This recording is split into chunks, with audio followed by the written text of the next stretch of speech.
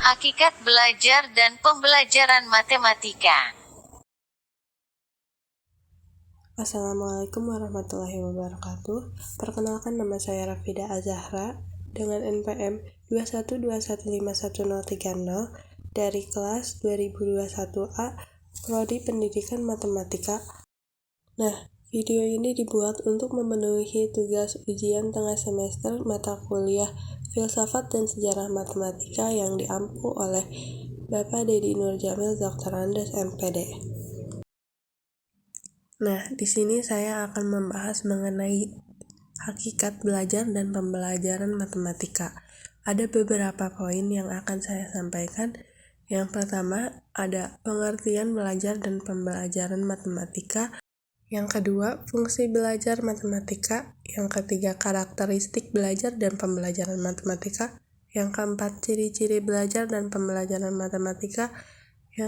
Yang kelima, jenis-jenis belajar dan pembelajaran matematika.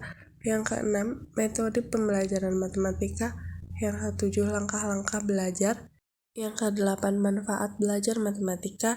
Dan yang terakhir ada contoh-contoh. Nah, poin pertama ada pengertian belajar dan pembelajaran matematika.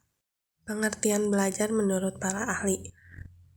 Pada tahun 2010, Slameto berpendapat bahwa belajar pada hakikatnya adalah suatu proses usaha yang dilakukan seseorang untuk memperoleh perubahan tingkah laku yang baru secara keseluruhan, sebagai hasil pengalamannya sendiri dalam interaksinya dengan lingkungan. Berdasarkan penjelasan Slameto, maka dapat disimpulkan bahwa belajar adalah suatu perubahan di dalam kepribadian yang menyatakan diri sebagai suatu pola baru, atau sesuatu proses yang belum pernah dilakukan atau dipelajari oleh dirinya sendiri, daripada reaksi yang berupa kecakapan sikap, kebiasaan, kepandaian, atau suatu pengertian. Pada tahun 2010, Sudjana juga berpendapat bahwa belajar adalah suatu proses yang ditandai dengan adanya perubahan pada diri seseorang. Perubahan hasil proses belajar dapat ditunjukkan dalam berbagai bentuk seperti penambahan pengetahuan, pemahaman, sikap dan tingkah laku, kecakapan, kebiasaan, serta perubahan aspek-aspek lain yang ada pada individu-individu yang belajar. Berdasarkan penjelasan Sudjana, maka dapat disimpulkan bahwa belajar adalah proses perubahan perilaku berkat pengalaman dan latihan. Artinya, tujuan kegiatan adalah perubahan tingkah laku baik yang menyangkut pengetahuan, keterampilan maupun sikap belajar.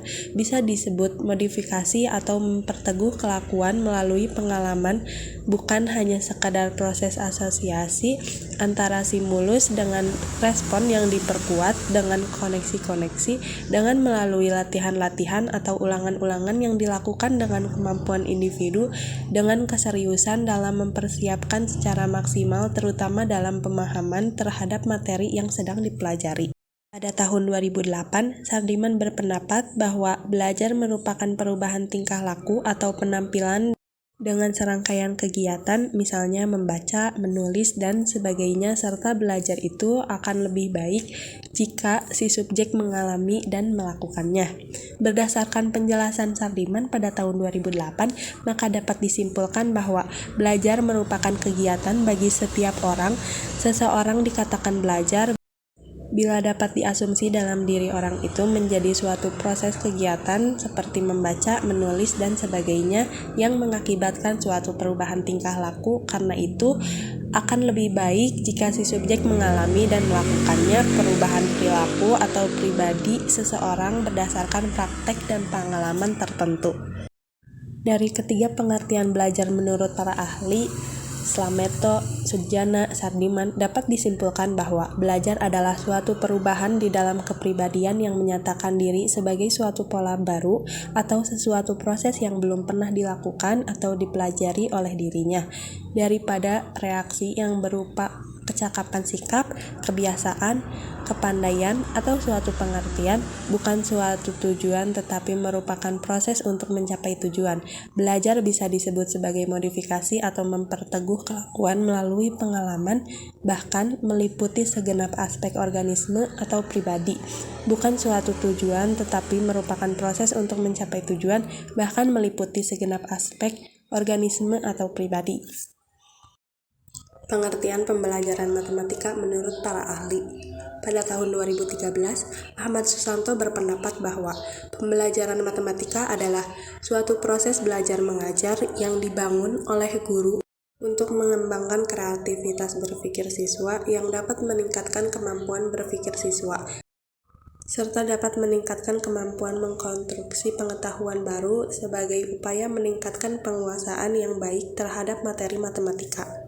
Berdasarkan penjelasan menurut Ahmad Susanto, maka dapat disimpulkan bahwa pembelajaran matematika adalah suatu proses seorang siswa untuk mengerti dan memahami tentang matematika, suatu kombinasi yang tersusun, meliputi unsur manusiawi, materi, fasilitas, perlengkapan, dan prosedur yang saling mempengaruhi untuk mencapai tujuan pembelajaran. Pada pembelajaran matematika harus terdapat keterkaitan antara pengalaman belajar siswa sebelumnya dengan konsep yang akan diajarkan. Hal ini sesuai dengan pembelajaran spiral, upaya meningkatkan pengetahuan yang baik terdapat materi matematika. Pada tahun 2008, Musetio berpendapat bahwa pembelajaran matematika adalah proses pemberian pengalaman belajar kepada peserta didik melalui serangkaian kegiatan yang terencana sehingga peserta didik memperoleh kompetensi tentang bahan matematika yang dipelajari. Berdasarkan penjelasan Musetio, maka dapat disimpulkan bahwa pembelajaran matematika adalah kegiatan belajar dan mengajar yang mempelajari ilmu matematika dengan tujuan membangun pengetahuan matematika kepada pelajar agar bermanfaat dan mampu mempraktikkan hasil belajar matematika dalam kehidupan sehari-hari melalui serangkaian kegiatan yang terencana sehingga peserta didik memperoleh kompetensi tentang bahan matematika yang dipelajari. Dari situlah anak mulai berpikir logis terhadap pembelajaran matematika. Pada tahun 2016, Ali Hamzah dan Mukhlis Rarini juga menyatakan bahwa pembelajaran matematika merupakan proses membangun pemahaman peserta didik tentang fakta, konsep, prinsip, dan skill sesuai dengan guru atau dosen dalam menyampaikan materi. Peserta didik dengan potensinya masing-masing mengkonstruksikan pengertian tentang fakta, konsep, prinsip, dan skill serta problem solving. Berdasarkan penjelasan dari Ali Hamzah dan Mukhlis Rarini, maka dapat disimpulkan bahwa pembelajaran matematika merupakan suatu proses atau kegiatan guru matematika dalam mengajar matematika kepada peserta didik yang di dalamnya terkandung upaya guru untuk menciptakan iklim dan pelayanan terhadap kemampuan, potensi, minat, bakat, dan kebutuhan peserta didik yang beragam agar terjadi interaksi optimal antara guru dengan peserta didik serta antara peserta didik dengan peserta didik dalam mempelajari matematika. Dari pengertian pembelajaran matematika menurut para ahli Ahmad Susanto, Musetio, Ali Hamzah, dan Mukhlis Rarini, maka dapat disimpulkan bahwa pembelajaran matematika adalah suatu proses belajar mengajar yang dibangun oleh guru untuk mengembangkan kreativitas berpikir siswa yang dapat meningkatkan kemampuan berpikir siswa, serta dapat meningkatkan kemampuan mengkonstruksi pengetahuan baru sebagai upaya meningkatkan penguasaan yang baik terhadap materi matematika, membangun pemahaman peserta didik tentang fakta, konsep, prinsip, dan skill sesuai dengan guru atau dosen menyampaikan materi, peserta didik dengan potensinya masing-masing mengkonstruksi pengertian tentang fakta, konsep, prinsip, dan skill, serta problem solving. Pemberian pengalaman belajar kepada peserta didik melalui serangkaian kegiatan yang terencana sehingga peserta didik memperoleh kompetensi tentang bahan matematika yang dipelajari. Beragam materi agar terjadi interaksi optimal antara guru dengan peserta didik serta antara peserta didik dengan peserta didik dalam mempelajari matematika. Selanjutnya, fungsi pembelajaran matematika. Fungsi pembelajaran matematika yang pertama ada matematika sebagai suatu alat. Guru hendaklah sangat diharapkan agar para siswa diberikan penjelasan untuk melihat berbagai contoh dalam penggunaan matematika sebagai alat untuk memecahkan masalah dalam mata pelajaran lain, dalam kehidupan kerja atau dalam kehidupan sehari-hari. Namun, tentunya harus disesuaikan dengan tingkat perkembangan siswa, sehingga diharapkan dapat membantu proses pembelajaran matematika di sekolah. Yang kedua ada matematika sebagai pola pikir.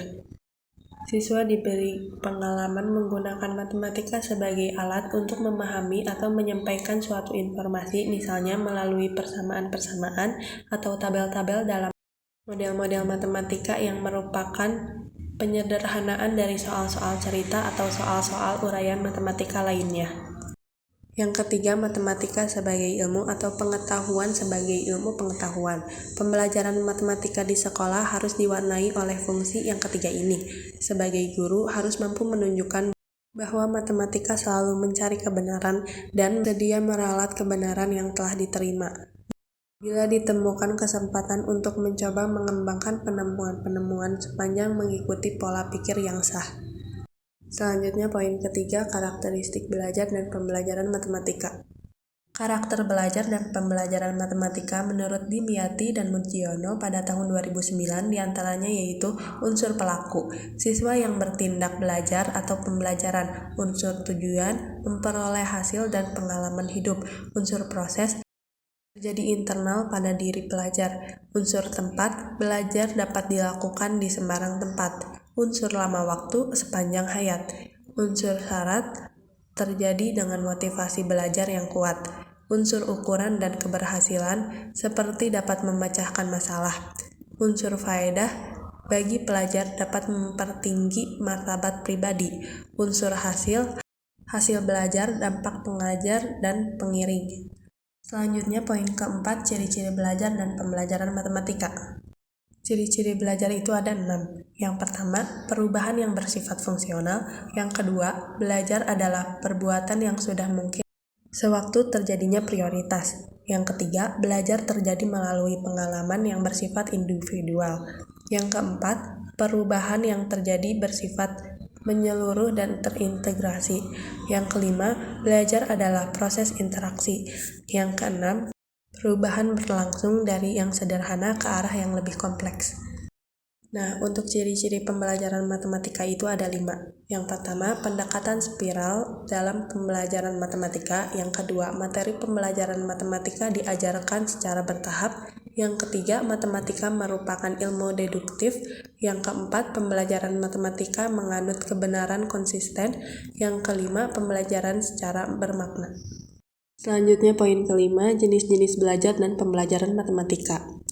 Jenis-jenis belajar itu ada 7. Yang pertama, belajar arti kata-kata. Yang kedua, belajar kognitif. Yang ketiga, belajar menghafal. Yang keempat, belajar teoritis. Yang kelima, belajar konsep. Yang keenam, belajar kaidah. Dan yang terakhir, belajar berpikir. Untuk jenis-jenis pembelajaran matematika itu ada 4. Yang pertama, pembelajaran konsep. Yang kedua, pembelajaran pengetahuan deklaratif. Yang ketiga, pembelajaran pengetahuan prosedur, dan yang terakhir pembelajaran pengetahuan kondisional. Poin ke-6, metode pembelajaran matematika.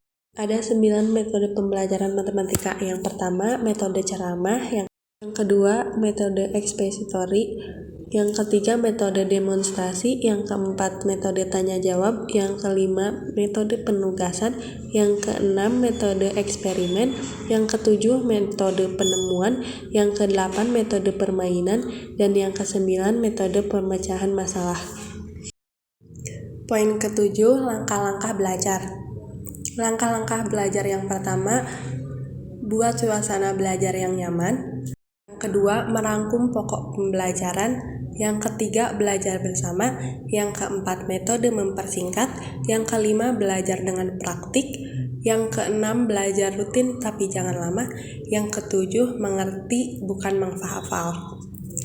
Dan langkah-langkah pembelajaran matematika yang pertama, menanamkan konsep dasar dan konsep. Yang kedua, pemahaman konsep. Dan yang ketiga, pembinaan keterampilan. Poin yang ke-8, manfaat belajar matematika. Ada 5 manfaat belajar matematika. Yang pertama, belajar matematika dapat membantu kita untuk berpikir lebih sistematis. Yang kedua, belajar matematika yaitu membuat logika berpikir menjadi lebih berkembang. Yang ketiga, menjadi terlatih berhitung. Yang keempat, mampu menarik kesimpulan secara deduktif. Yang kelima, menjadi teliti, cermat, dan sabar. Poin yang terakhir, contoh-contoh. Contoh ciri-ciri pembelajaran matematika. Yang pertama, pembelajaran matematika bertahap. Contohnya, seorang guru yang akan mengajar mengenai perkalian bilangan caca di kelas 2, maka dapat memberikan pemahaman arti perkalian dengan menggunakan benda-benda konkret seperti permen, kelereng, buku, penggaris, dan lain-lain. Misal, pemahaman 3x2 dapat dilakukan dengan memberikan soal cerita seperti ibu mempunyai 3 bungkus kelereng yang tiap-tiap bungkus berisikan 2 kelereng. Guru mengelompokkan 2 kelereng, menggambarkan 2 kelereng sebanyak 3 kelompok. Guru bertanya pada siswa berapa banyak kelereng semuanya.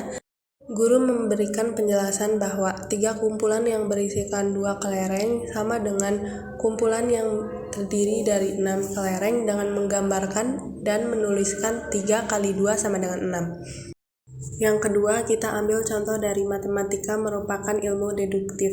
Contohnya, pengenalan bangun-bangun ruang tidak dimulai dari definisi, tetapi dimulai dengan memperhatikan contoh-contoh dari bangun tersebut dan mengenal namanya. Menentukan sifat-sifat yang terdapat pada bangun ruang tersebut sehingga didapat pemahaman konsep bangun-bangun ruang itu. Contoh dari pembelajaran matematika hendaknya bermakna. Contohnya, untuk mendapatkan sifat komutatif perkalian, misal A kali B sama dengan B kali A. Selanjutnya, guru dapat membimbing siswa sehingga dapat menyimpulkan bahwa A kali B sama dengan B kali A. Berikutnya, contoh metode pembelajaran matematika. Contoh dari gambaran pengajaran matematika dengan metode ceramah. Guru mendominasi kegiatan belajar mengajar. Definisi dari rumus diberikannya, penurunan rumus atau pembuktian dalil dilakukan sendiri oleh guru. Diberikannya yang harus dikerjakan dan bagaimana menyimpulkannya. Contoh-contoh soal diberikan dan dikerjakan pula oleh guru. Langkah-langkah guru diikuti dengan teliti oleh murid. Mereka meniru cara kerja dan cara penyelesaian yang dilakukan oleh guru. Contoh berikutnya. Guru berbicara pada awal pelajaran, menerangkan materi dan contoh soal, dan pada waktu-waktu yang diperlukan saja. Murid tidak hanya mendengar dan membuat catatan, tetapi juga membuat soal latihan dan bertanya kalau tidak mengerti. Guru dapat memeriksa pekerjaan murid secara individual, menjelaskan lagi kepada murid secara individual. Dan klasikal. Kalau dibandingkan dominasi guru dalam kegiatan belajar mengajar, metode ceramah lebih terpusat pada guru daripada metode ekspositori. Pada metode ekspositori, siswa belajar lebih aktif daripada metode ceramah. Murid mengerjakan latihan soal sendiri. Mungkin juga dilakukan sambil bertanya dan mengerjakan bersama dengan teman-temannya, atau disuruh membuatnya di papan tulis. Melihat perbedaan-perbedaan di atas, cara mengerjakan matematika yang pada umumnya digunakan para guru matematika adalah lebih tepat dikatakan sebagai menggunakan metode ekspositori daripada ceramah. Berikutnya contoh langkah-langkah belajar. Yang pertama, ada contoh dari buat suasana belajar nyaman. Contohnya, ada banyak cara untuk membuat mood belajar itu muncul. Di antaranya, Anda bisa belajar sambil mendengarkan musik, belajar di tempat-tempat yang nyaman, misalnya di taman atau di pinggir danau atau di ruangan ber-AC. Yang kedua, belajar dengan praktik. Misalnya, pelajaran IPA seperti botani atau vertebrata, kita bisa belajar sambil mengamati tumbuhan-tumbuhan, hewan, atau apapun. Dengan itu, kita bisa membuat sebuah acara belajar menjadi lebih asik. Yang ketiga, belajar rutin tapi jangan lama. Seperti belajar saat pagi 45 menit, siang 25 menit, sore 50 menit, malam 1 jam. Cara ini sangat efektif dan pikiran juga akan tetap dalam keadaan rileks daripada harus belajar terlalu lama.